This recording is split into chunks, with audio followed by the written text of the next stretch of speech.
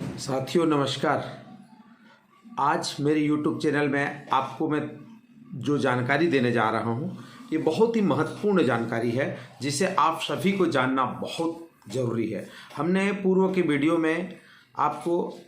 नसबंदी के दौरान जो इंसेंटिव दिए जाते हैं कि पुरुष नसबंदी में कितने, महिला नसबंदी में कितने, हम ये जो निजी संस्थाओं को कितने, वो तमाम जानकारियां हमारे YouTube चैनल में आपने देखा होगा कि नसबंदी में हितग्राही को कितना मिलता है और संस्था को कितना मिलता है। वो तमाम जानकारियां जो हैं आप तक हमने साझा किया है।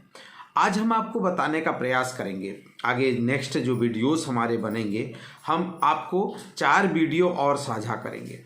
जिसमें से आप जो नसबंदी के प्रकरण हैं अगर वो असफल हो जाते हैं, नसबंदी के प्रकरण के दौरान अगर किसी का डेथ हो जाता है या नसबंदी के दौरान नसबंदी में अगर किसी को कोई कॉम्प्लिकेशन हो जाता है तो उस स्थिति में जो भारत सरकार के द्वारा जो फैमिली प्लानिंग इंडेमनिटी स्कीम लागू की गई है उस योजना के तहत हितग्राही को कितने क्षतिपूर्ति राशि दिए जाते हैं। साथ ही साथ जो ऐसे प्रकरण जिसमें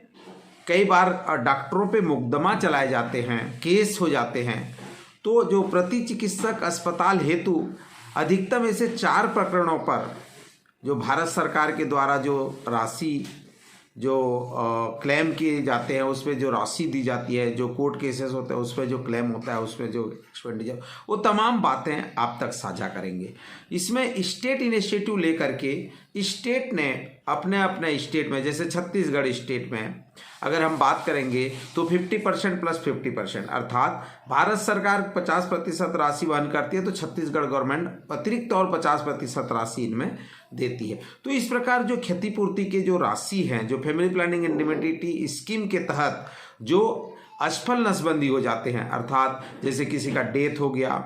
अस्पताल में नसबंदी के दौरान या 7 दिन के भीतर अगर किसी का छुट्टी हो गया है और भी डेथ हो जाता है, साथ ही साथ नसबंदी ऑपरेशन के बाद अस्पताल से छुट्टी होने के 8 या 30 दिन के भीतर भी अगर किसी का डेथ हो जाता है तो उसे फैमिली प्लानिंग इंडेमनिटी स्कीम के तहत क्षतिपूर्ति राशि दी जाती है। उसी प्रकार कोई ऑपरेशन में असफल हो जाता है, नसबंदी ऑपरेशन फेलवर हो जाता है कि ऑपरेशन हुआ था, उसके पुख्ता प्रमाण थे और उसके बाद उसके कोई बच्चा पैदा हो जाता है, असफल हो जाता है, तो उस स्थिति में भी उस महिला को राशि जो है क्षतिपूर्ति राशि दी जाती है। कई बार ऐसा होता है कि नसबंदी ऑपरेशन के बाद अस्पताल में छुट्टी के उपरांत 60 दिन के भीतर कोई कॉम्प्लिकेशन केस हो जाता है तो उस स्थिति में भी उसे जो मुआवजा है